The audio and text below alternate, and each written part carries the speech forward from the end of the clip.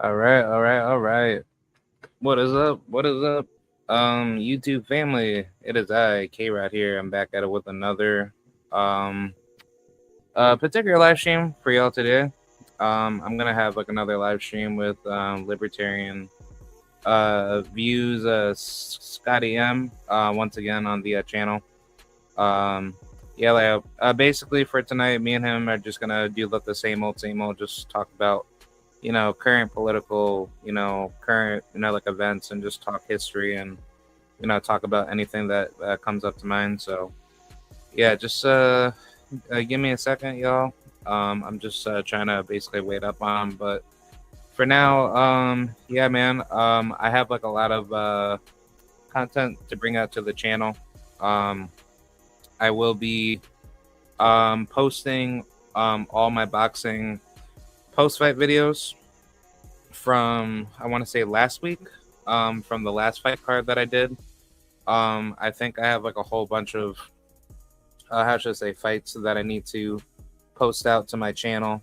I have like a whole bunch of you know, I want to say like boxing shorts that I need to upload to my YouTube, and once I get that done, then I'll be set to go.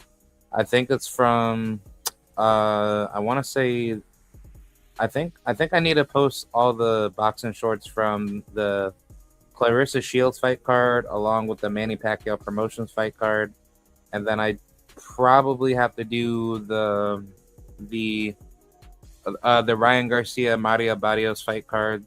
I'll probably do that, and then after that, I think that's about it. I think I might have to do Boxlab Promotions as well, so I'll probably get that going. But I'll probably say in the meantime, I'll probably even talk about what happened with baseball because I'm actually I'm actually gonna post like my post game reactions for the World Baseball Series Classic. I will be doing that for tonight's game that just happened with Puerto Rico versus Italy, and then after that, I will be covering Japan and Venezuela. I'll upload that as well. I'll do that through my Facebook, and then after that, I'll probably do the other games as well. Because I know the USA is facing the DR on Sunday, so I'm gonna probably make my post game video for that for the World Baseball Series Classic. So definitely stay tuned for that, and I'll definitely get that going for y'all. But salute to PBH Big Dog. Thank you for coming through. I appreciate you, man. So yeah, for the meantime, before Scott comes on, I'm going to get things going. Oh, and I think I see him right here. Hey, how's it going, Scott? Hello? Oh. Hey, how's it going, Scott? For some odd reason, I don't hear any sound. Hang on. Oh. Oh, what? Can you hear me? Testing, testing. 1, 2, 3. I'm gonna need to fix something in the settings. 2 seconds. Okay. Yeah, I think Scott is getting his audio corrected, but yeah. I've got it sorted. Oh, what? Can you hear me? Yeah, I can hear you. Oh, okay. All right. Well, thank you for coming on once again. And That's not a problem. yeah, man. It's always good talking to you. How's everything in the UK? How's everything going in good old Great Britain? Yeah, it seems like something's happening every day or that because of all the news and that stuff to do with the immigration and what have you. But I've not been, well, me personally, I've not really been doing too much anyway.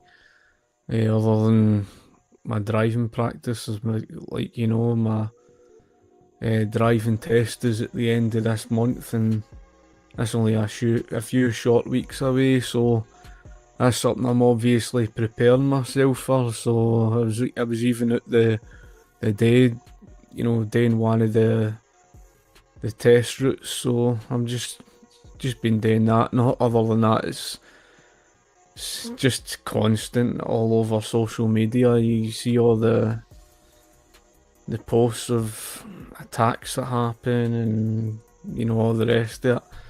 So it seems to dominate the entire political landscape and everything now with this immigration stuff and that. Wow, that's really scary, man. Wow.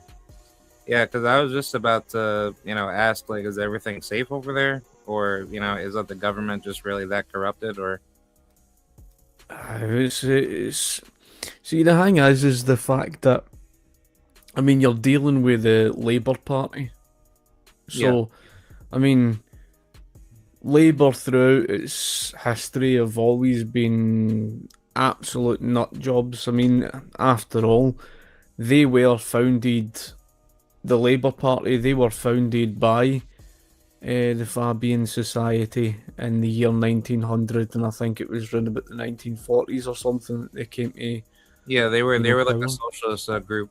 Yeah, Aye, so it's, and I know a lot of the members within the Labour Party are members of the Fabian Society. See, this is the thing. I mean, they've always been nutcases, but the thing is, it's very similar in many regards when you look at the whole Republican and Democrat Party in the United States. There was an image somebody shared earlier on, and it was basically a parasite, that sucks blood and ruin the necks of the two of them sharing the same body as Democrats, Republicans, and it's like it's the same thing. You see, especially with us Labour and Conservatives, because this is inevitably the reason why it's led to the rise of Reform Party, because the Conservative Party are just as complicit. They were the ones pandering for, when they were in power for 14 years, to all the climate alarmist nonsense. And if it wasn't something today with, the climate alarmism, they basically vastly increased the immigration. And yet it was something that was clearly a point that people didn't want. So, I mean, people get sick of them. Because it was every 4 years, it was back and forth with the two of them, and eventually people just get sick of them. And the only problem is the fact that it's led to so many people, going across to the Green Party, and the Greens, they are a bunch of, hard left communist nutcases. I think in their proposal they want to basically abolish all landlords and have rent controls. Somehow that's supposed to fix a wow, that's housing really shortage crisis. yeah, Aye, that's like, yeah. how's that supposed to fix a housing crisis? Honestly, man, that, and this is the problem with socialists, because they never ever learn from history. I mean, your own country illustrates that point. New York and San Francisco were shining examples of what happened as a result of rent controls. I mean, it happened in, this was on the run up to the Second World War, and the population in places like San Francisco and New York, the population increased like 10% or something like that, and there was no housing shortage.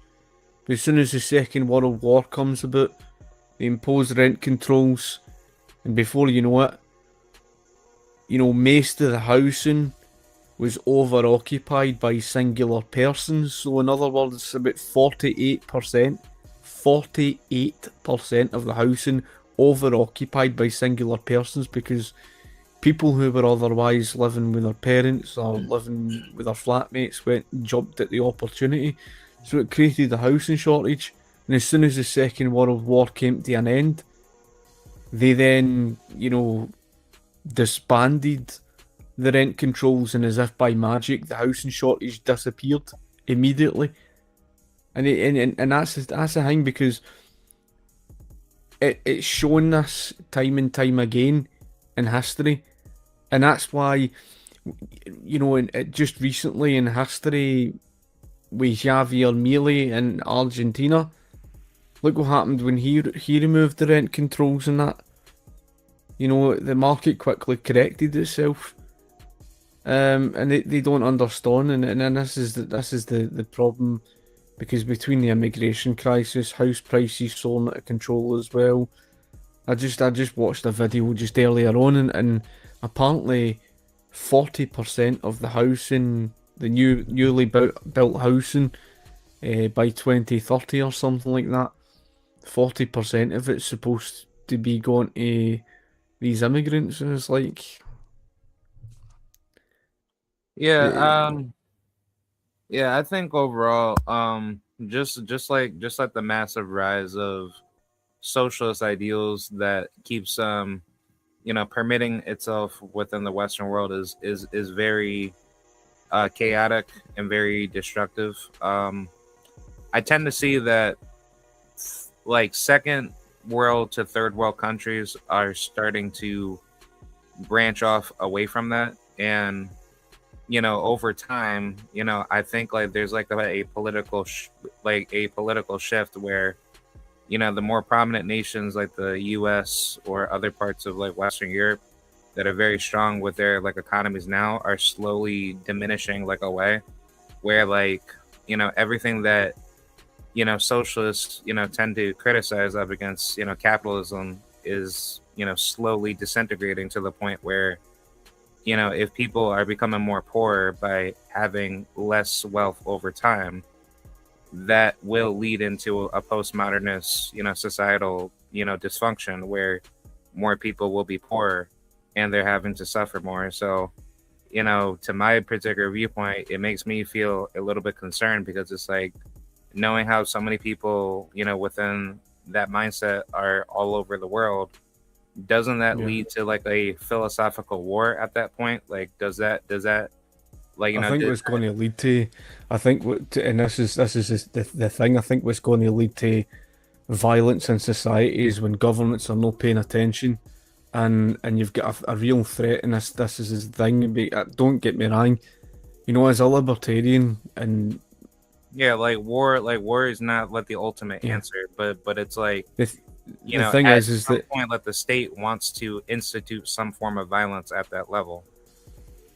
I think it's more a case that the government's going to end up causing it, and the reason being is because they're not listening to the people, and the people are obviously saying they want remigration, right? Remigration, in other words, remigrate them, get them out, because let's face it, let's just be brutally honest. I mean, I'm libertarian and everything, right? And free market is most important. That's what I continue to fight for.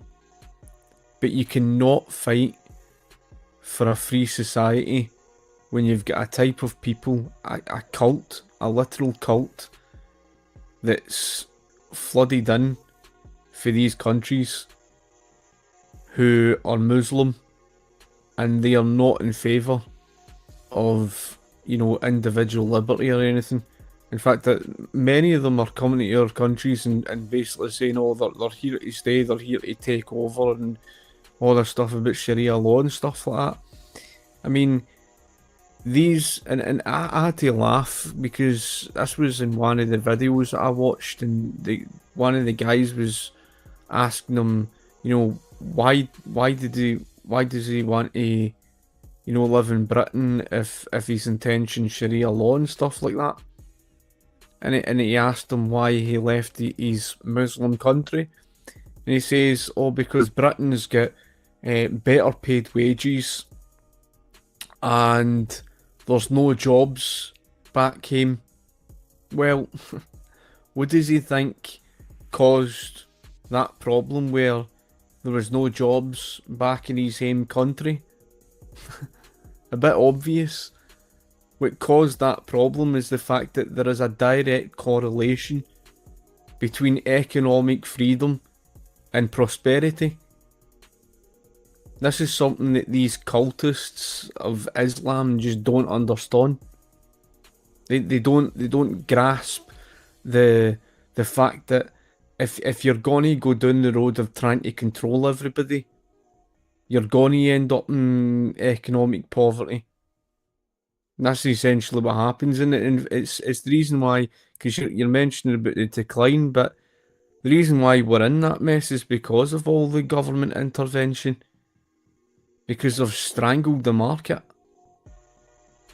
You know, they've over-regulated the private sector, not just here in Britain, but all there in the United States.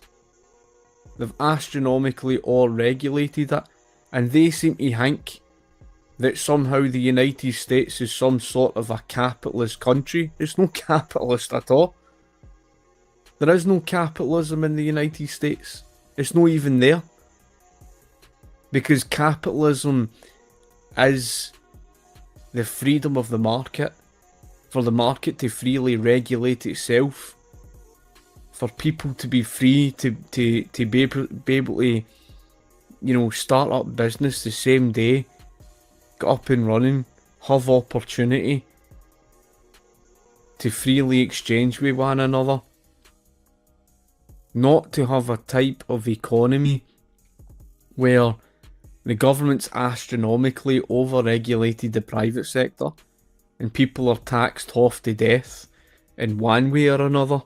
Now, I know that obviously Texas is a bit different for that of how, you know, perhaps some state like California works or something, you know, because California, with all the heavy income tax and what have you, but they find some way to tax you. For example, property taxes and stuff like that. And if it's no that, they tax you through the hidden taxation, which is inflation. You know what I mean? So the government has caused so much damage, and I get what you're saying, because it is concerning. Because the real problem is the younger generation were born after the year 2000. Right? They were born after the 20th century. Yeah, I was born in 1984. Right? So I lived throughout the 90s to see the changes that would come about, at least to a varying extent.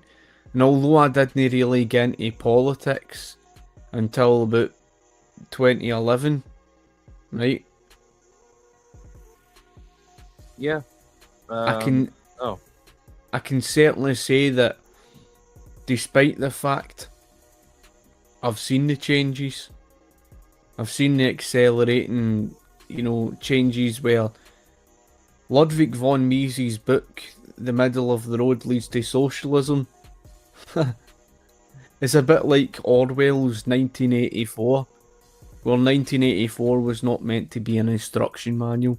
Well, it looks like Ludwig von Mises' book, The Middle of the Road Leads to Socialism, has been proven true in the past 20 odd years. You know what I mean?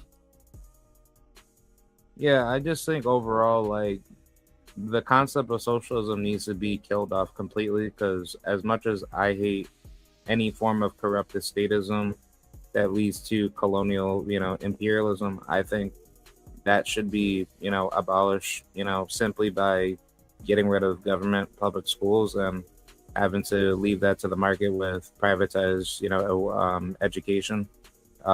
If people want to go to a government, you know, public school, that should not be forced down to like millions of people that have to go through that every single generation, because, you know, that's like, you know, that's like the biggest issue that everybody likes to argue with, like, how should I say, libertarians, to say, how are schools being funded, like, you know, without having a monopoly on it, you know, through government education. But the truth is that government keeps itself alive through the educational system. So if competition were to exist in other particular market firms, then the state does not have any money to really produce at that higher particular level. So why is it that billions upon trillions of dollars are being wasted for your younger generation of children to be raised in a poor educational system where you have these racial economic divides that are being split, where the higher upper class children that benefit off of that are most Yeah. likely going, yeah,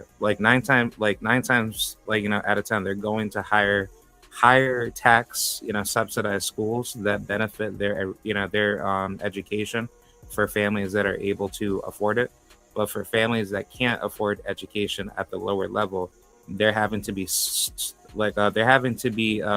trapped, in an area where they're not able to get their children out of a poor level environment, where they have to only choose government education schooling at the worst, particular level, because that's what they can barely afford. So therefore, like for example, let's just say, in the US, if you had a family down in Mississippi that can't afford anything but maybe less than, $5,000 to $10,000 worth of, high school education for their children. That Mhm. means that based off of what the amount of taxes that they're having to get, extorted every year for their children to go to school, they're having to go to the worst school ever, having to be funded within that county. So their children are not even being supported with enough, educational resources to even get the best education. And by the time when they graduate, where do they go? Like that's basically like the biggest problem, because whenever I talk about saying college is is absolutely, worthless, and it's terrible because you're putting your children through economic slavery, where you're Yeah. basically trapping your kids to be enslaved for enslaved through debt.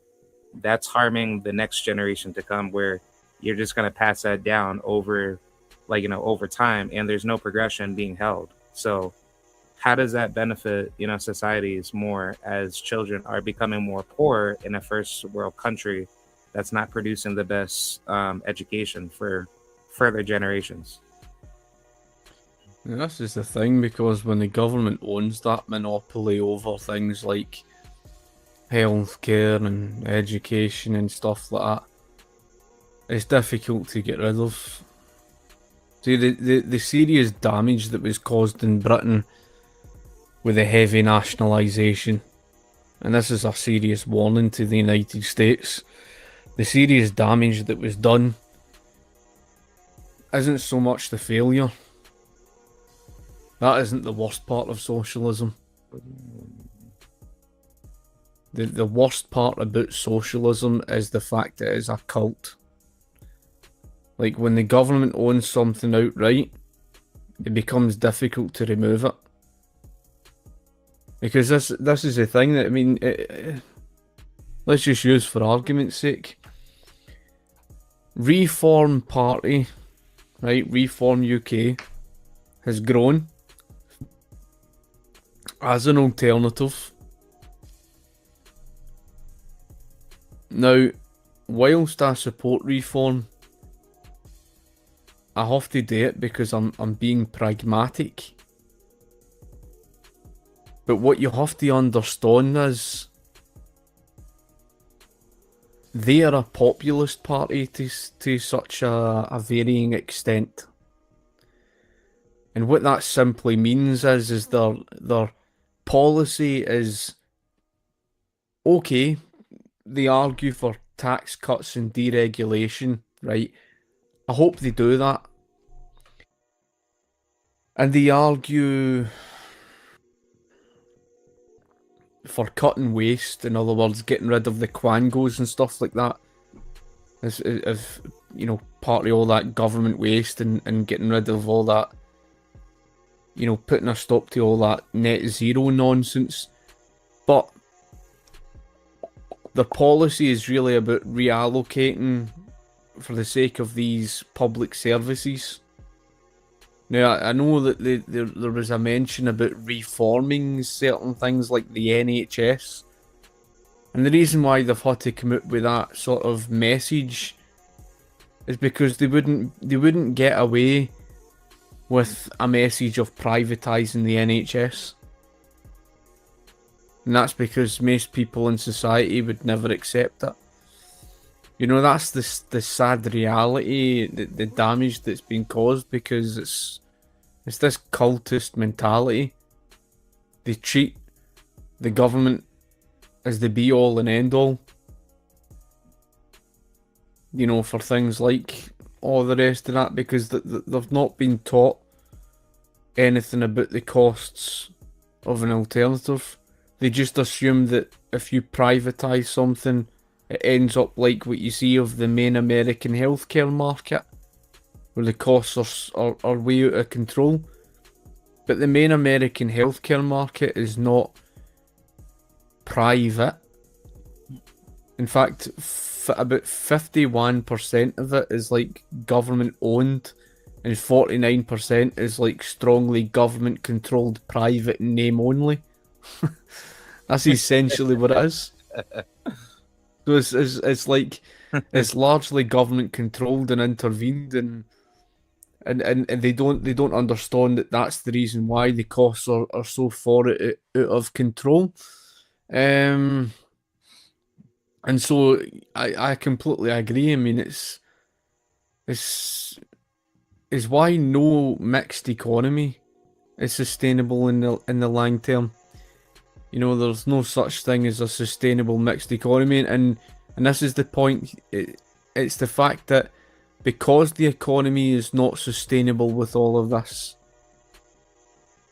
whilst political parties can only do so much to try and reduce the damage, this economic reality, the study of economics, will dictate everything in the end. That will end up forcing governments' horns, whether they like it or not. It'll force their horns to do something, whether they agree with it or no. It's just like what Thomas Sowell was basically saying about social security. He says if the politicians don't roll it back, the study of economic, reality, the study of economics and economic reality will do that for them. Because after all, it's money that pays for everything. And if you look at social security, most of it's unfunded. The United Kingdom alone has £12.1 trillion debt. £12.1 trillion. Wow, that's a lot of money. Right? Aye. And this is the thing, because £6.1 trillion of that debt is all the social security from all the unpaid pensions. Oh, so the UK has the same issue with the US. It's basically similar. Yeah, so it's the exact same story, and it's funny because most of the debt's made up of all the liabilities for bailing out the banks and the social security. And the United States is the same story, because when you look at the United States, that $38 trillion debt crisis, because they always mention that national debt of $38 trillion. But what they don't mention to you is that's not the real debt. That's the difference between the real debt and the official figures like that of the $38 trillion is the fact that the 38 trillion figure, that national figure, does not account for all of the unpaid pensions and liabilities for bailing out the banks. The UK has also got a wee bit of an exception because the PFI deals also contributed to our debt.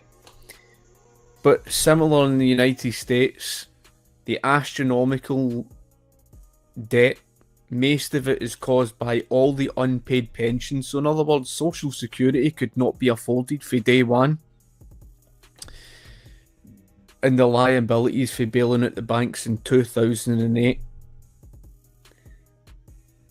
So the real United States debt is not 38 trillion. It was touted And this was years ago in 2011 it was or something like that, right? Back in about 2011, it was touted that United States was about 200, 2011 or 2014. I can't remember the specific year, but it was touted that the real debt of the United States was $211 trillion in debt, right? And and then you add on all the debt that's climbed since then. So you're talking more than 230 odd trillion dollars in debt. I mean, it's just not payable. It just isn't. And the scary thing is about it, right? Yeah, The that's United, crazy. yeah, and the United States is the country we rely upon, and this is the thing. You've probably seen it, like these. I don't want to sit here and swearing, but these socialists in Britain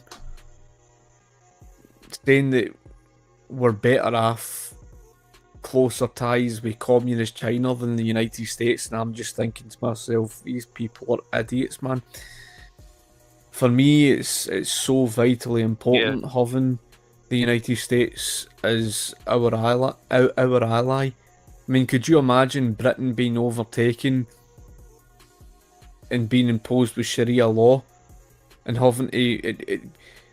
That's why we would literally need the United Yeah. States, especially to come over with fucking military and fucking get rid of these bastards. That's my Yeah, like I policy. think you're But yeah, but like I was gonna say, like I think you're breaking up. I'm not too sure if I could hear you properly. Can you hear me? sometimes connection can hear us the no I think you're delaying. delaying. I'm not sure why it's causing any Yeah, delays. like it's kind of like loading up, and it's not like it's not parsing. Like like your like I guess like your connection. Like it's not properly like aligned with what the anytime that you talk, like it's kind of like it's kind of like basically chipping in and chipping out. So it's kind of like all robot. I'm not too sure what's going on. No, that's odd. Try to see if I can.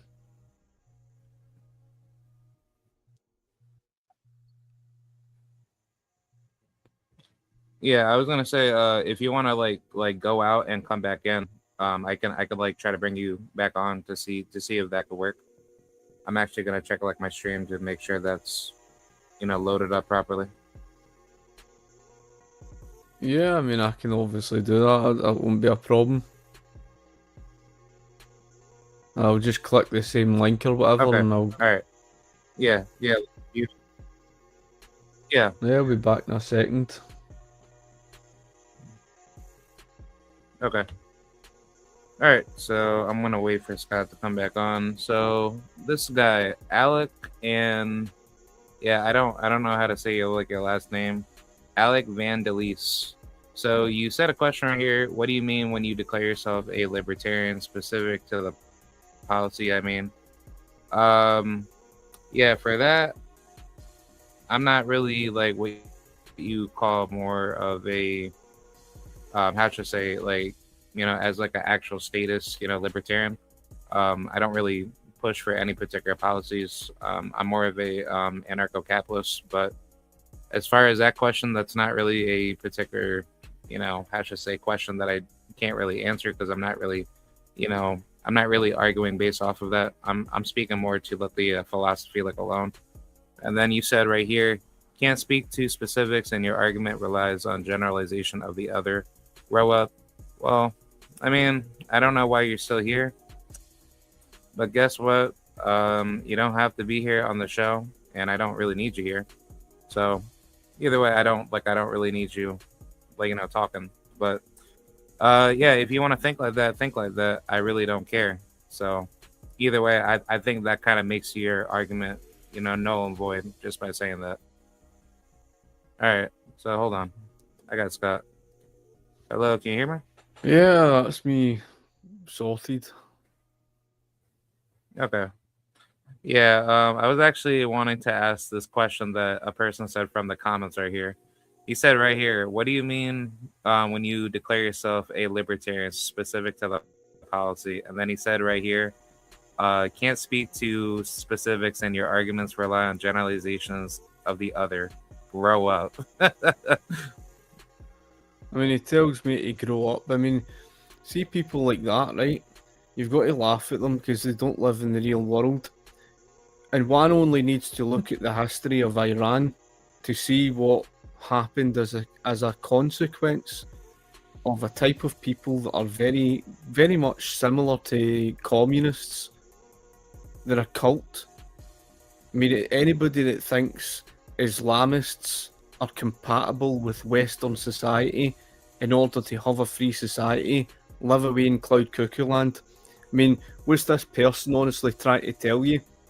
Is this person seriously trying to say to you that if these Muslims ended up becoming a majority of your population in a country like the United States, you would have any freedom left?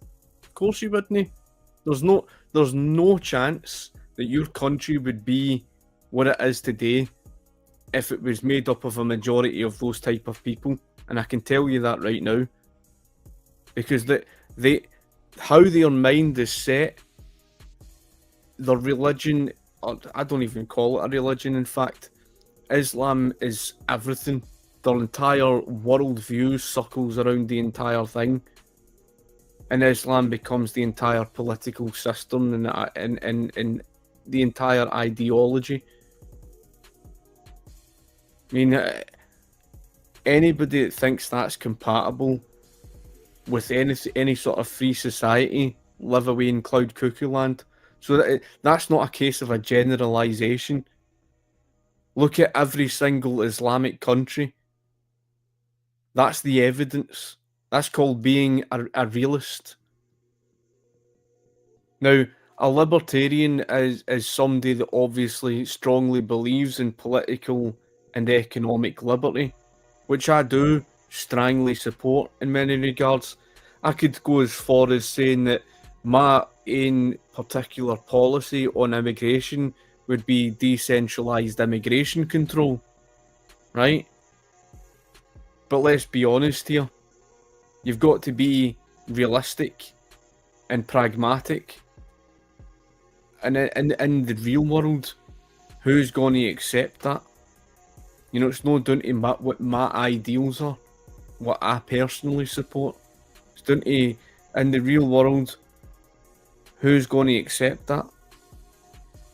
So, what I look for is real world solutions. And my real world solution is to strongly free the economy up from government.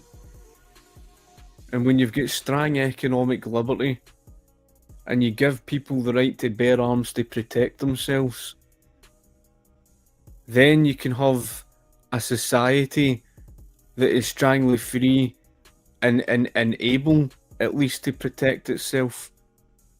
But if a person seriously believes that these 7th century AD cultists that flooded here in Britain, not for the sake of integration, because they're not here for the sake of integration, and anybody that has been here in Britain and seen it with their own eyes knows this. They're even telling you in their own words that they're here to take over. And Iran should have been the lesson learned. Because how else do you think they gained power in 1979? And what is it they did to the leftists? They massacred them. It just happens to be that the political left are useful idiots. They can't see that the Muslims are mobilising to use them just to gain positions of power. And they're doing that here in Britain. You're seeing it. Why else do you think they're supporting the Green Party now? Let me make this very clear to you. If these Muslims believed in liberty, why are they voting the Green Party? who support things like LGBTQ and XYZ. Anybody that knows their views knows that they don't support anything to do with gays' rights and all the rest of it. They throw gays off the top of buildings. So we know who they are. We know why they're voting Greens. It's not because they believe in the LGBTQ XYZ. It's nothing to do with that. They're doing it because they want to get themselves into government. And they're doing it because Green Party support an open door policy. In other words, their end goal, their objective is Sharia law.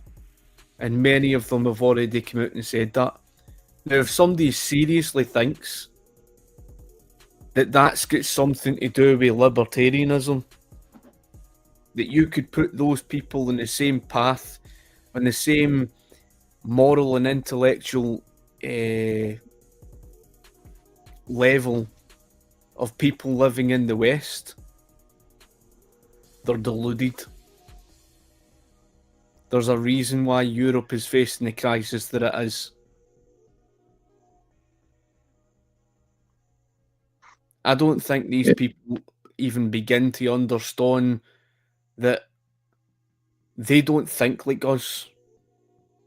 They're not civilized like us in the West.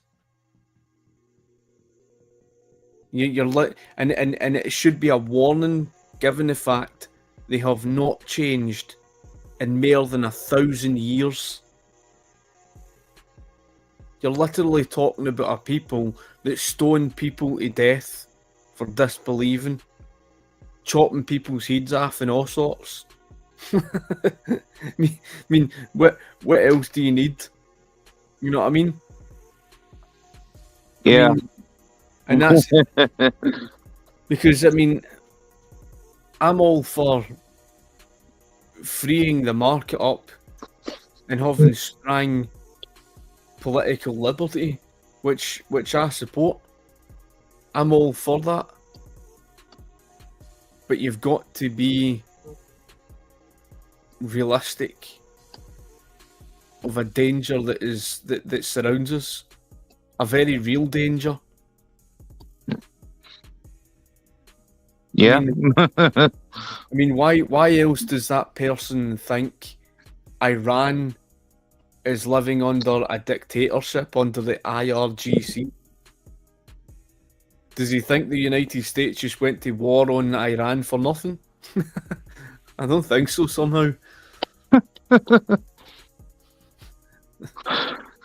Yeah. I definitely agree. Because I was gonna bring up the whole conflict with Iran. I think that's just a perfect example that once you go to a much further level of authoritarianism, more lives will be put at risk, where governments will start to become more autocratic to impose more violent totalitarian policies that could end up costing more lives. And I think the biggest issue primarily in the Western world is that a lot of people are too blind to the fact to think that just because it happens over there, it can't happen over here. That's just the type of mindset that some people do think like that, to think like just because something bad happens in another world can't come over to your land, possibly one day. And I don't think that's a good mindset to have, because that creates the tragedy of the commons scenario along with the Hegelian dialectic. So I think philosophically, as you have more people that think like that, it kind of creates a Streisand effect, where people will end up, moving to that type of shift to put themselves, in a mindset to think, that type of, behavior should be normalized. So I think eventually, government, totalitarian policies usually end up shifting over time, because more people tend to be more comfortable thinking that, let the more corruption that exists within the state that is more hidden, that doesn't tend to show its its evil side, to people that don't do the research and actually look at what's actually happening, in real time. So I I think mean, that in an ideal world, I mean, I would, it should always be an objective to free, society up as much as possible. Ideally, to free up from government and stuff like that. And for me, like I say, the surest way from a libertarian argument is decentralized immigration control, because you know when you've got private ownership of land, you can't just walk onto anybody's private property and say or do whatever the hell you like. You know what I mean? And so decentralized immigration control is certainly reasonable, but the way things are at the moment, there is a real present danger where those that are coming in will only end up giving more and more powers to the state, and we'll go further and further down the road of the rabbit hole towards totalitarianism. And that's the harsh truth. And like you rightly pointed out, that belief that certain people have, oh, that will never happen to them. Well, actually, it's already started to take place in places like Minnesota, New York, Michigan, and it's happening in Texas.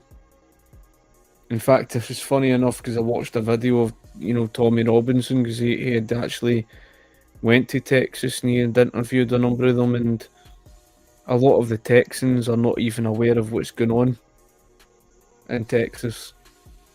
They're not even aware of it. I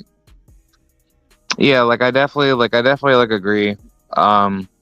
I just think like eventually over time, there has to be like a shift of not just political philosophy, but understanding, moral character, to see the shift of, you know, like bringing like another philosophical enlightenment where people wake up to the state and they stop believing in the same nonsensical, nonsense to think that, a government will save you from corruption. So therefore, if you want to be saved from all this, war, terror, and violence, just vote in like another politician to help you. And I think that mindset is dying away very fast because now technology has gotten way stronger and political, entities can't get away with what they can get away with because, technology is exposing a lot more evils within, many governments that are, enacting like the most, authoritarian policies, ever. So I think eventually, like over time, um, I basically wanted to ask you, based off of where things are at with the rise of technology, do you think that will spark more, philosophical, change within, like the eyes of believing in, government, propaganda to be less, how should I say, like attained, like, within a political society? I think technology can certainly assist to a certain extent, I'm not sure it would, take over as such. I mean, there's always the case of the threat of those in government using technology for the wrong means. You only have to look at the social credit score and governments pushing for central bank digital currencies and stuff like this, and the change with artificial intelligence that they could try and use for the sake of surveillance and all the rest of us. And it's this is the very reason why it's important for the decentralization. But I think artificial intelligence can go a long way. Technology can go a long way, especially for informing people. I can't really give a specific logical argument. I can't really, say what it will specifically do, but I think it will play a role. I think it already has a role. Um, a lot of people are using AI, for example, currently. Um, it's one of these things that it just the future we hold unknown at the current time, but it's certainly played a big role in terms of the change of the market, especially to do with things like employment and that. You've long heard the argument, as we've argued before, in terms of automation and how the market changes with jobs in that respect. I think it might. I think it could potentially play a role that perhaps reduces the need for government. Um, for all we know, it could plausibly do so.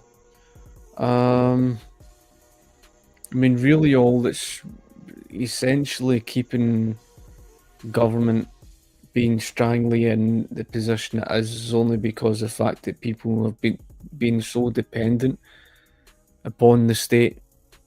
But I think naturally that's fallen apart because the economy progressively worsens and people are obviously seeking change.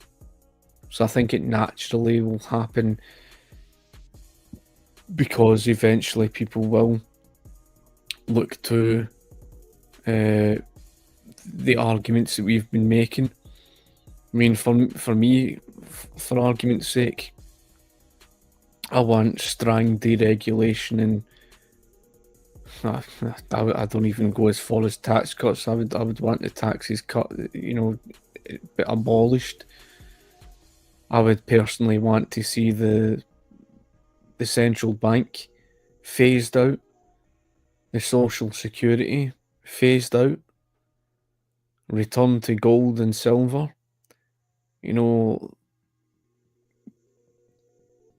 Like I say, it's unknown what role that artificial intelligence would certainly play in other means of technology. But it's certainly interesting times. I think that technology certainly plays its part in improving our material standards of living. It's certainly a means that helps attribute to, I think it basically lessens a burden for us. Could it be used as a tool for the sake of reducing government? Who knows? It's one of those things that you can't really predict. I think that'll happen naturally anyway because people are going to seek change. I mean, that's just the reality of how that is. Yeah, I think this kind of goes back to a particular live stream that I saw from this one YouTuber. I don't know if you know him, Liquid Zulu. He's based out of the UK, if I'm not mistaken. I think he's in Scotland. He's that ginger looking guy that that be debating on like various YouTube panels or he like debates like a lot of people. He debated Dave Smith, I think. I would need to look up that name. I'm not entirely sure. Yeah, he's a very good YouTuber. He's very deep into philosophy and he talks like a lot with economics and all that. But he made a very good point to say like, the end goal for libertarianism to actually like rise to be dominant is that mass public, like opinion would have to be convinced to the point where philosophical ideas are to be strong enough where more ideas would have to be, basically basically individualism would have to be pushed high enough to the point where people would, recognize that. And as more people come together, then that'll strengthen communities, a lot faster to get to the point of where people want to value property rights, individual liberty, everything that, me and you talk about a lot, but it's like to get to that level, like, that would have to take, such a massive, political, shift to like get people's mindsets to understand the meaning of valuing, I should say, like I would say, like the meaning of valuing life and liberty to Mm-hmm. understand what is like the pure purpose of being, you know, like I should say, being free per se, because like a lot of people take that and then they like to switch that definition to say, well, what's really considered free as far as having freedom? And I think that's where like the biggest issue lies within a lot of people that are stuck within that mindset of a statism where the state brainwashes people to think that you are free, but in reality everybody is to be enslaved to some sort of particular degree. So I think in terms of how Zulu, he's particularly sharing his like his particular views along with other people that are like-minded, like Prax Ben or people like that of that particular nature, at least within the particular framework of like what certain libertarians are doing. I think that's like the biggest hurdle that is bearing a lot of people from having to spark that particular you know I should say popularity boost for people to like wanting to demand that type of like particular mindset to have pure absolute freedom. Mm-hmm. So yeah, it's the first time I've actually came across them. I just randomly looked him up there, and no, I've not seen any of his content or that. I don't know how long he's been um on YouTube and stuff like that for, but yeah, I would need to actually watch his videos to know his particular views and stuff like that. Yeah, I think like I think he's a really good YouTuber with what he does. Certain things that he will say, like like I'm not like a pure absolute person to just believe in like one person's views. Like I do have disagreements and like certain things when it comes to immigration and maybe like certain economic principles, but other than that, like I mean, it's pretty much spot on. I think more people like that need to be a lot bigger, in a more popular mindset. And I think if more people did think like that, that would definitely help our cause to be a lot more successful. And I think in terms of having to get to a stronger societal function, I think more libertarians should start building stronger communities, so therefore we can localize communities a lot faster, and we can have those communities to push to like a much more hyperactive free market society that a lot of people say that can't even exist. But it's like, no, like we can easily have it. It's just more like a lot of people are disavowed into thinking it's not there, knowing that that it can easily come. So I think more people need to get into it to actually build societies that are, decentralized, and they form into that type of particular economic structure. Yeah, I firmly believe it is more than plausible. I think that the more and more people are, you only have to take, for example, again, the very fact that Reformer pretty much made it clear that they're arguing for deregulation and cutting taxes, and yet there's a lot of people here in Scotland that are going to be voting for them. Which what that's telling you, it's starting the message is starting to get through to people. Even if something is, and that's actually quite sizable, because you've got to remember Scotland's been a country that's been brainwashed so severely over years and years. Led to believe that deregulation's this awful thing, as if the sky would cave in and all the rest. That's not to say that everybody thinks like that. mind you, there's a lot of people that just go about their everyday life and go to work and they don't speak about politics and economics and stuff like that. But it seems to me that there's a lot of people now getting behind and support, even of a political party that's arguing for cutting taxes and deregulating, and they seem to agree with the message. That's a step in the right direction.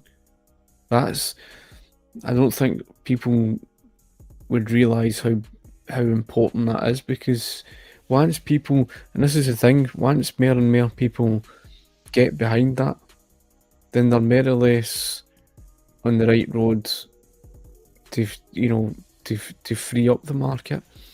And the arguments, you only have to look at the United States back when they had the purchasing power of the dollar from 1912. That's an argument that can easily win the case for free markets. You know what I mean? Yeah, I think it's very plausible, and I think based off of what I've said in the past, I think America's basically let the best country that can succeed libertarianism a lot further, because it was there in pockets of certain communities where people had their own typical, like, I should say, like, decentralized communities that were very strong with, and certain, like, I probably say European settlements. Like, I'll probably use like the Scottish as like a good example. I forgot what time period it was, but I think it was like somewhere in the southern United States, or somewhere between that border between the north and the south, where there were like certain communities that were coming together, where they were trying to form, like, kind of like a decentralized, like farmers, rural, community, where they actually like have everything separated from the government. And eventually over time, that the state likes to try to like nationalize, property land, to try to like take land away from people, to try to force people to be, I should say, connected to the point where you can't really own property the way that you want to. But I'll probably use like the Amish, as another good example, because like the Amish, they're basically like the closest thing to anarcho-capitalism. But but the difference being is that the Amish, they probably have like certain legal boundaries that they probably have to follow, but it's like they've gotten way closer to decentralizing their communities a lot better compared to like other communities that you see within the U.S., where it's far more limited, because government regulations has forced communities to think a certain type of way, to say that we can't get away from this type of civilization because of X, Y, and Z. Because it's like, if we try to do it, then therefore the federal government will try to come after those communities to try to break that up. So I think overall, it's very doable. It's not like as if like some major city in the U.S. Can't come together to do it, because it's like if people are so fed up with how politicians act and how certain government policies are affecting communities, it wouldn't cease to like amaze me that people can come about forming those type of civilizations, like, again, if they really want to go that far. Yeah, I don't think it will be a case where governments trying to stop people. I think it's more a case of people themselves will, like I say, come around naturally. A bit like the way you've seen in Argentina, where years and years of socialism crippled them to the point where they're now willing to actually, vote for a politician like Javier Milei in favour of strong deregulation, and that's kind of the point where it comes naturally through people being led into a desperate state. And I think you might see that to a varying extent, because the more the economy takes a grip on people and it harms the general economy, the more it harms people in their everyday life. Take, for argument's sake, the energy prices, the energy costs in Britain, it's soared out of control. That's going to have a heavy influence on the change. It's incremental things like that that will lead, in my argument, towards freeing the market in such an to such an extent. And like I said earlier on, economic reality that will dictate it. Because after all, it's finances that pay for stuff. Yeah, I think eventually over time it's gonna come to like a point where the where markets will end up getting stronger, and the rise of black market, decentralization can easily take over. I just think like the main issue that a lot of people tend to think that free market, capitalism, as far as what's being viewed in the West, cannot be as strong as what we can see it today, because it's primarily due to like propaganda that people believe in, to say that the state exists for what it is. So therefore, government will try to hold on to as much government regulations to try to force markets to act a certain type of way. But the thing is that markets don't have to listen to the state. The state just holds the monopoly of coercive violence to force markets to operate in a certain way. Yeah, but that's the thing, because even although if governments were to try and cling on as much as possible, and they could try and make that argument as much as they want, the problem with that argument is, look at the job market. Look at how the overregulation of the market has caused countless businesses, even the taxes. It's a bit like someone saying, well, the government will just double down in taxes. Well, there's an example. The taxation and regulations caused the job market with countless businesses closing down. And what do you think happens? Well, people start voting for the opposite. So this is the reason why you end up seeing a party like the Reform Party, as an example, that's offering tax cuts and deregulation. And again, it's showing that people are supporting that. Now, although Donald Trump, I'm not sure that he's really carried out deregulation, but his campaign was largely based on that, and people voted for it. That's telling you something. You know what I mean? Yeah, I think overall with Donald Trump, I think his policies have been purely socialist. I think he's been proven himself to be like the most socialistic president within like the last 33 years. But I don't think political leadership leads to a better political like economy.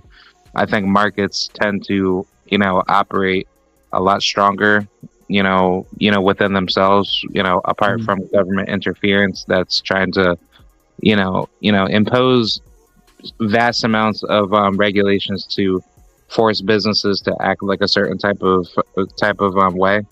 I think over time, eventually, as technology grows a lot stronger, as decentralization becomes more stronger with like the rise of technology, that will split the private sector a lot more to be stronger compared to the government public sector. So I think as much as the state tries to say, oh, well, we can control them, and we can tell what markets need to do and what not to do, it's like, well, that's not really true. Markets can easily break off and create their own, like I should say, agencies where businesses can invest their own money and build their own, consumer, I should say, their consumer, population, where, like if people really like a service and they want to pay for it, they will come up, they will come together, and that'll naturally form black market, societies where people will, want to pay for that. So I just think like eventually over time, that's where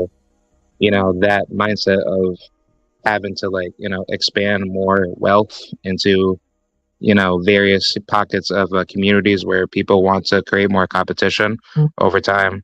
That's going to I should say like incentivize consumers to want to pay for more services that are more third party rather than Mhm. just a first party service where it's more of like it's more like I should say of like a private manner that that isn't being traced by the state. I mean, this is the thing. I mean, it's in terms of the government. I just honestly think that it's naturally going to, like I say, naturally going to reduce because of people's demand. Yes, I mean the private sector's certainly going to take over. I think, um, largely because of finances. Because let's face it, the soaring debt crisis that exists will dictate that. You know what I mean? It's not something that people can avoid. I mean, you take for argument's sake these people that are arguing to you and they're saying to you, "Oh well, we should nationalise this." That's all well said and done, based on their feelings. But it's where the money's going to come from to pay for what they want. And if the money isn't there, then that's it.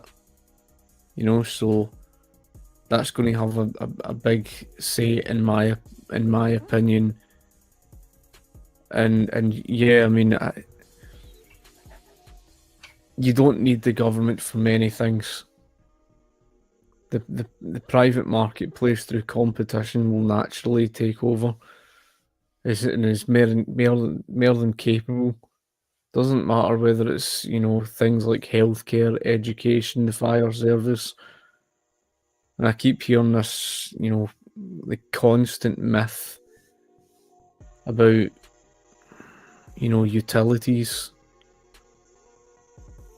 as if to say that utilities can't be run privately. It just isn't the case. So that for me is basically the way forward. I think we've already seen, like you've mentioned, we've already seen examples in history in pockets, without a question.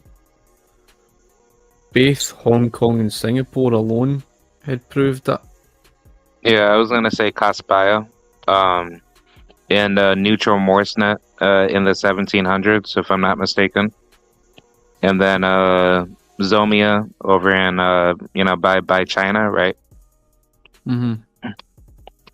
And then I'd probably say ancient Ireland too. That's a massive example. Of Yeah, like there was a period. I think they lived for 200 odd years or something. yeah, they've been around for 2,000 plus years, if not more.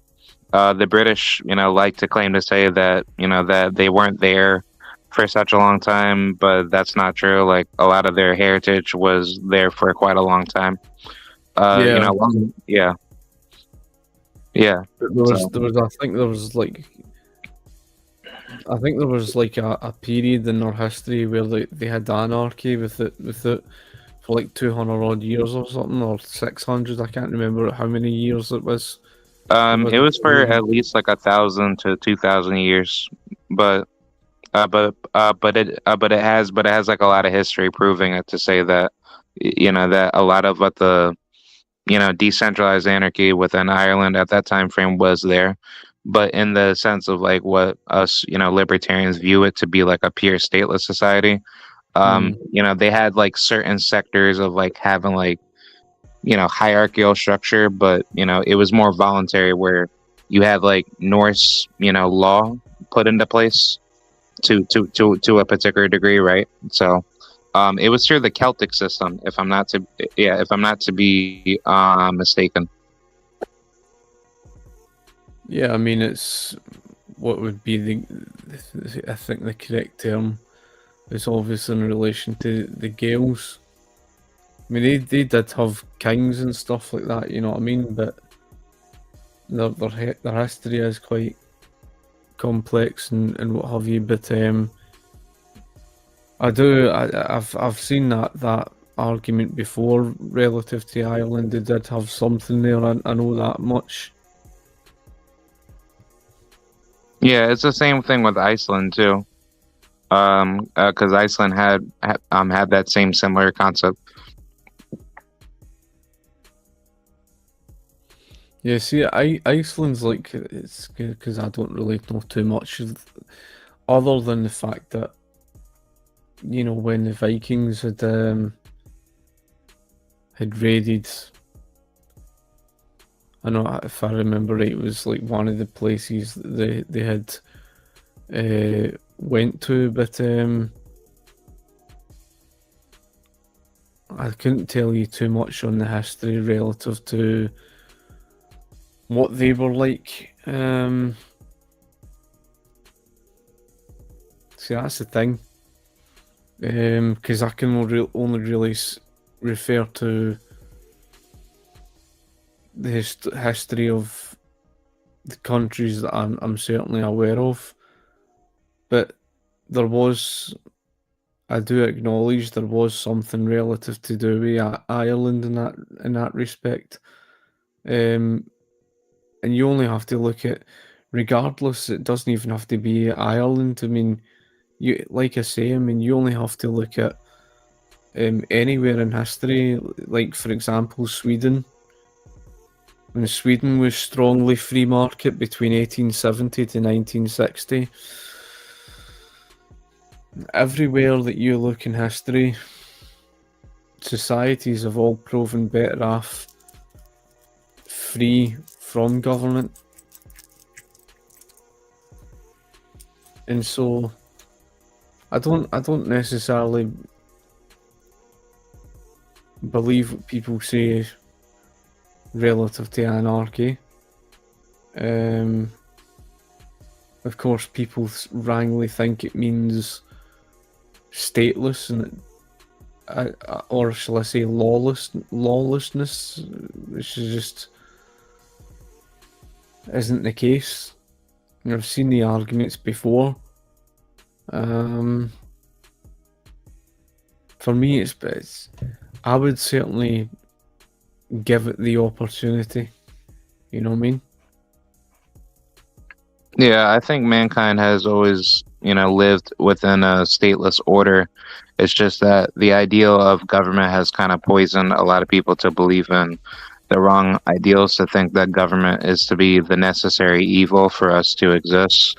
And that's clearly not true, because government has always been the absolute evil to destroy all of mankind. So it's like, I think overall statism has poisoned a lot of people to think a certain type of way. So that's why you have people that want to keep initiating the same evils that previous governments have done in the past. And why would you want to live in a societal order like that when you can live free and build a more peaceful, stronger society where people can, hold other people like accountable for leadership actions, and also handle criminals in a fashion where people have a say to have rules that they consensually agree to, versus having a society that doesn't particularly respect that, and you have leaders that are corrupted into power that will hold a monopoly on arbitration up against you. And if you try to do anything about it, you have to get brutally punished, for that. So I just don't find that to be fair.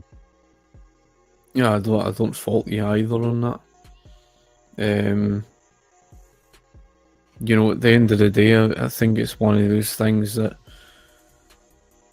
there's many things.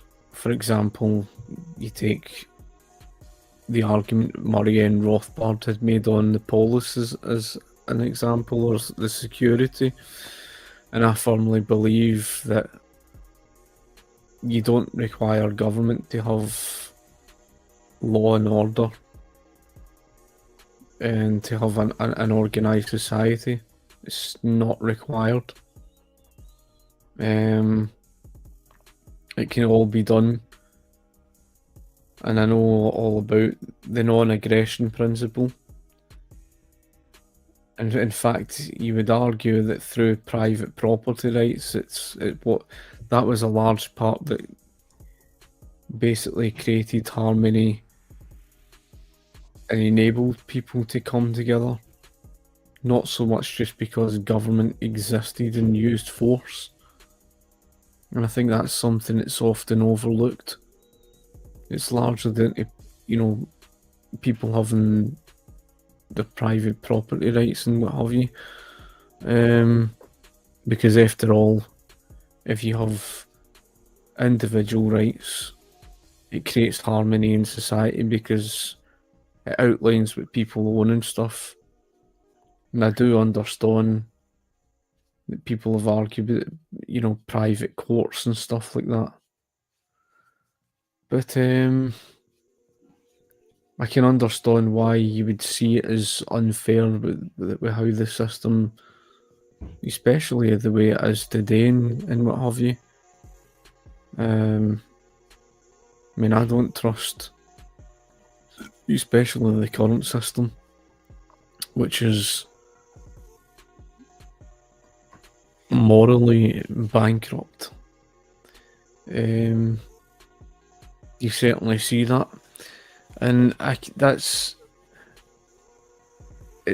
why you need to reduce the size and power of government as much as possible, and if it means the state is done away with, then fair enough. But you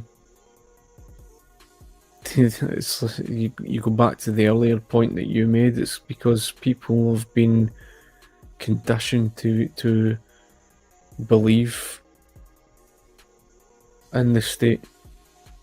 They've been conditioned that way, and it's very difficult to reverse that alone. That's why I try and achieve the most realistic thing as humanly possible, as reducing as much as we can, because American history pretty much proved it. The more and more, influence and dependency upon the state, the more it grew, the more it trodden all over Americans' rights. So you would arguably say that Abraham Lincoln was probably the biggest culprit of that in the 1860s. And so I can understand why people would support just getting rid of the government completely, rather than a belief of, just limiting government as much as possible. Yeah, I think overall the state has proven itself time and time again to be a absolute evil, and there's no positive out of it. Even if you try to limit as much evil as possible, um, in the sense of minarchy, just to say that limited powers within a limited, governmental state will make anything better, but that's already been tried with the United States government. So why should you even convince somebody to say that in another part of the world to expect something to be different? So I'd like to see everything taken out. So therefore, pure accountability can be held at the local level or however many forms of particular leadership that people want to carry in a society, where if somebody is doing something evil, then that person should be prosecuted for their crimes. Not like, oh, let any corrupted politician get away with the most heinous crimes, and then therefore they can just die peacefully without any brutal punishment. You can see that even today, where Yeah. politicians are held to a different standard. It's sad, but that's one of the biggest problems with the government. Certainly one of the biggest problems. Yeah, I definitely agree. It's just like eventually, some, at some point in time, a political, corrupted leadership needs to be taken to the point where, you know, some means of, defensive revolt needs to come to the point of holding corrupted tyrants, held like accountable for their crimes.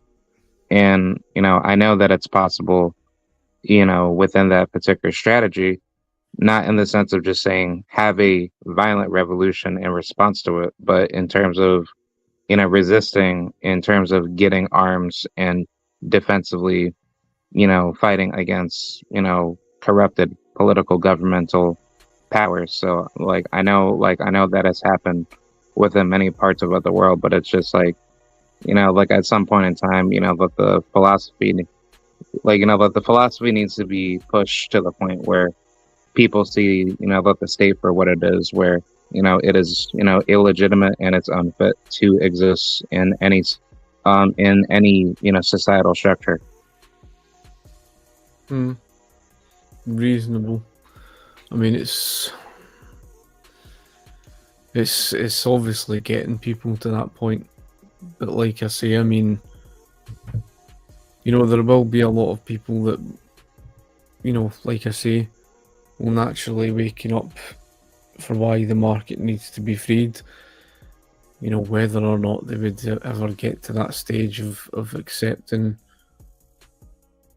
the government and that negative influence, whether they would ever reach that far, that's what I really don't know. But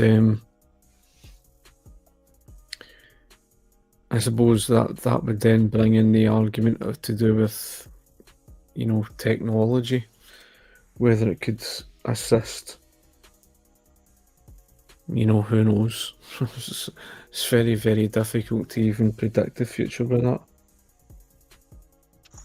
Yeah, and I think it's also due to morality that a lot of people carry, because a lot of people that are very narcissistic and very bad people to begin with, they think like that, so therefore they pass that down to other people to say, well, you have to think like this, you have to, think that a lot of people are bad in the world, so therefore, that's how everything needs to operate. So people are desensitized to think that violence and coercion is fine. And, as long as you're not, permitting yourself to be doing anything wrong in terms of you following the rules and being a servant, to like authority, then that's fine, according to most, corrupted status. So I think that's just like like to me, like I find that to be like a Stockholm syndrome type of a disorder, to think that, it's okay to, initiate coercion. And therefore, you see, about the mess that you see within many countries where a lot of corrupted governments get away with, slaughtering, innocent people simply for who they are, as a person. Well, this is the thing. I mean, that all goes back to those cultists. Those cultists, especially those that support the IRGC, is that example. But it's the danger of governments and the wars that they've led people into. I mean, as a preference, I would have much rather have seen the United States going down the road of significantly reducing spending and, cutting taxes and regulation and stuff like that. It would have been nice to have seen that, but instead it's disillusioned a lot of people. I've seen that a lot of the support that Trump had has dwindled, and more people were agreeing with Thomas Massey's argument. But I think it's because of things like that influence that sort of change. That, like I keep saying, I mean, that will come naturally, I personally believe. unfortunate as it is to say. I mean, when governments are in positions of, well, power, which is the natural state of what governments have done throughout history, they always go on the path of their own. When people putting dependency into the hands of the government, they always go and do their own thing, opposite of what people vote for. And it's a slow process, but I think that will influence people to vote for less and less of the government. I don't know though, because I can't predict the way people are. Yeah, I agree. I just think eventually over time, philosophical influences would have to take a turn of, of a pendulum swing for people to realize that, government authority is unjust and therefore it's, illegitimate to the point to, exist. So eventually there has to be a turning point where, especially in the first world, a lot of people will tend to see that a lot more, and therefore a lot more people will disobey, a lot, I should say, a lot, higher, within numbers. So I think, I think especially within the U.S., there's like a good, amount of people, disbanding away, from the state, and they're starting to not vote as much and not, listen to politicians as much. So I think, I think of the decentralized, nature, within, most Americans to say that,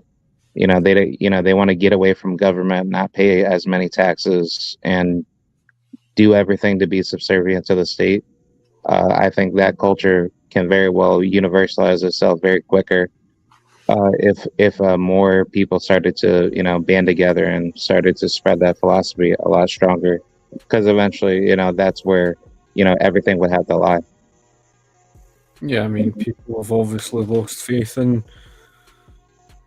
the governments. That's why they're not voting. And there's a lot of people that will not even vote in these local elections, and I wouldn't be surprised if a lot of people don't even vote in the general election and stuff like that, which is sad, but that's just the reality, because people have just lost faith and they've just heard the same thing over and over. And that's essentially it.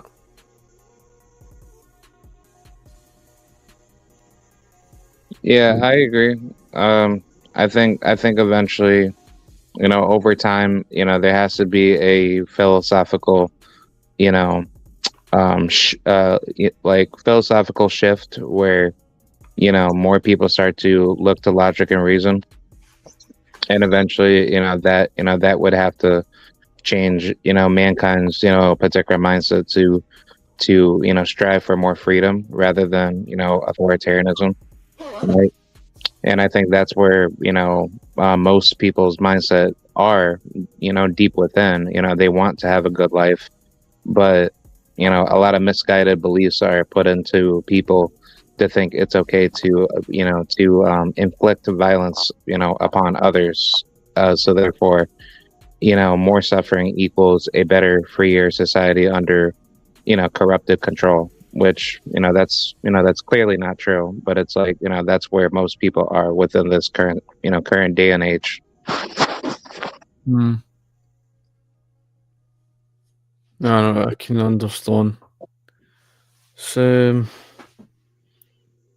a lot of people are like that though, because they just don't have the knowledge. Yeah, That's the thing, because the fact that the education system has been so poor. yeah, like I definitely agree. Because it's like there's not as many people that claim to be super like intelligent in the world, so therefore a lot of people choose, ignorance if they don't want to educate themselves.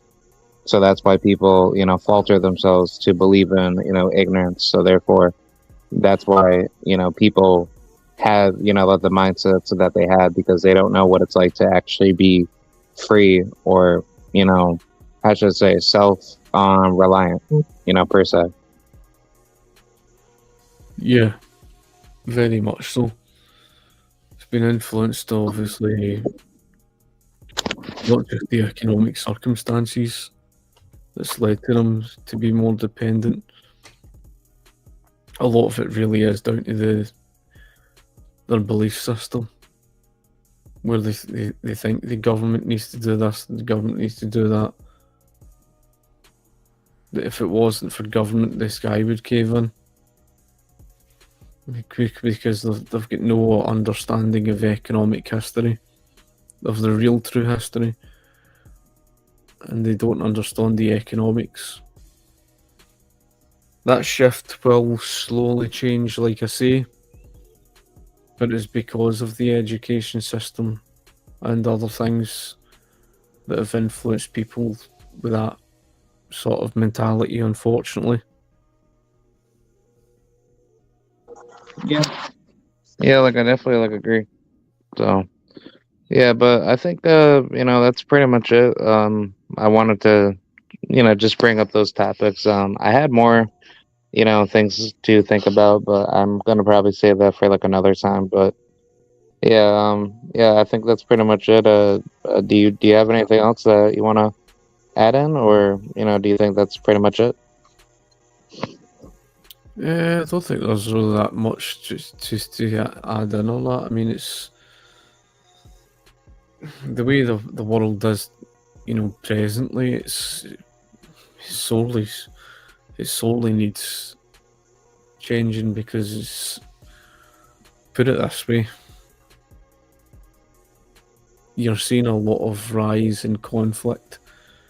You're seeing a lot of people with mental health problems.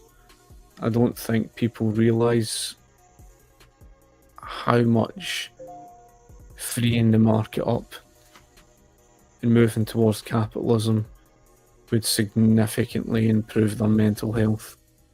Significantly. And that would be a start. You know what I mean? It would significantly better improve their material standards of life. And it's because of the current situation today, it's like you constantly see news about some mental health persons went and killed such and such. Or if it's not that, then it's obviously all these fights, and we just created greater division. So I've got good faith, however, that all of that's not going to last. Eventually, there's going to be change. I believe that. Yeah, same here, man. I think eventually in this generation, there has to be a philosophical enlightenment, to come. So, this is a good generation to be in technological wise. So, I mean, I'm just glad that I don't live in World War II and having to, speak about that time frame. So, it's true. Yeah. So, yeah, I think that's pretty much it. Yeah, I had, more ideas to talk about, but I'm gonna probably save that for another time. But I'm just gonna continue spreading the word of the good message, and keep achieving my goals, and get into where I'm at, so I can keep influencing more people. So yeah, that's more than understandable. Yep. Yeah. Well. Yeah. I think that's pretty much it. Do you have anything else that you like to say before we sign out?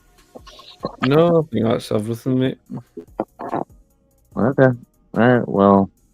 Yeah, well, thank you for coming on, and definitely like to do this again. This is a very good educational, conversation, and yeah, man, like I always like having these conversations. I think more libertarians need to start doing this because not many people do that. Well, that's the thing. I mean, a lot of the videos, I've put out on my channel. I need to start getting back to because I've been intending to do so. Is getting back to putting out more video content, especially now with the way things are. I think it's the best opportunity. You know what I mean? I think it's especially the way things are now. It's the best opportunity, even if it means being pragmatic. Just like I said with the Reform UK Party, um, any sort of small steps in a direction that can free the market up and getting people to understand the economics, because then you can influence the those changes to move in that right direction. Yeah, yeah, like I definitely like agree. Think eventually over time, ideas, ideas, have to, fuel the hearts and minds of people to wake up, and eventually, enlightenment stage comes in, philosophically to make people, want to demand, real freedom and push for, absolute liberty. So I think that's at the main core of libertarianism and just human life overall. Live the best life that you can, and you know, build a community of strong-minded people that value, good positive principles. Yep, definitely. Alrighty. Well, yeah, thank you very much for a great conversation, and definitely like to do these conversations, once again. Yeah, that's not a problem, mate. Alrighty. Well, I'll see you later. Like I'm pretty sure it's super late over there, so yeah, like I didn't want to hold up like your time too much. So I'll be up for a wee bit more anyway. But yep, Alrighty. Well, thank you very much, Scott, and I will catch you like around, once again. yeah, it's not a problem, mate. No problem at all. Right, Alrighty. cheers. Yes, sir. All right. I appreciate it, and have a good night. Right, same to yourself, man. Yes, sir. Thank you. All right, y'all. Yep, that's pretty much it. So I'm gonna sign out. Give me 1 second. I'm gonna get out of the stage, and then I'm gonna come right back in to give y'all the outro. So give me 1 second. I'll be right back.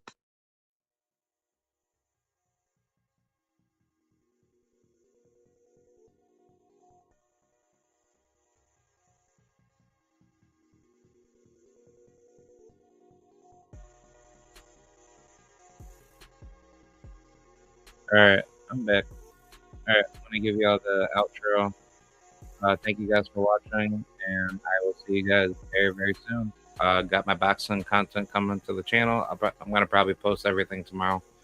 So yeah, I'll see you guys. Shout out to Libertarian Scott, aka Libertarian View Scotty. I'm definitely gonna do more shows in the future. So thank you guys for watching, and I'll catch you guys. All right, here's the outro. Peace.